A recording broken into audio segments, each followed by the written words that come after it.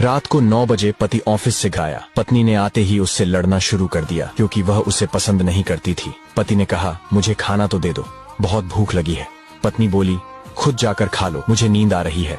पति चुपचाप सुनता रहा और पत्नी पूरी रात उससे लड़ती रही। जब सुबह हुई तो पति ने कहा, मुझे नाश्ता तो दे दो। पत्नी ने गुस्से में कहा, मैं तुझसे तंग आ गई हूँ, भगवान करे तू मर जाए। पति कुछ नहीं बोला और चुपचाप ऑफिस चला गया। पत्नी अपने बच्चों को स्कूल से लेकर वापस आ ही रही थी तो उसने देखा घर के सामने भीड़ लगी हुई थी।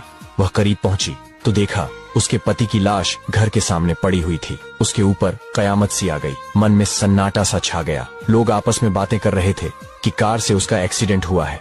पत्नी जोर से चीखने लगी और चिल्लाने लगी कि मनोज उठ जाओ, मैं अब तुमसे कभी नहीं लड़ूंगी, तुम्हें कुछ नहीं कहूंगी, मुझे कुछ नहीं चाहिए, उठो मनोज, तुम्हें भूख लगी थी ना, चलो मैं खाना देती हूँ, मुझे छोड़कर ना जाओ, उठ जाओ।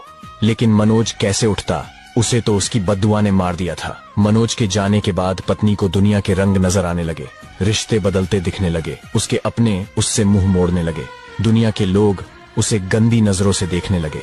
फिर कुछ दिनों में उससे उसका घर भी छीन लिया गया, जो हिस्सा उसका बनता था सासुराल वालों ने उसे दे दिया। पति के मरने के बाद उसे एहसास हुआ कि पति जैसा भी हो, चाहे पसंद का हो या नापसंद का, लेकिन औरत के सर का ताज होता है। अगर सहमत है तो यस लिखे।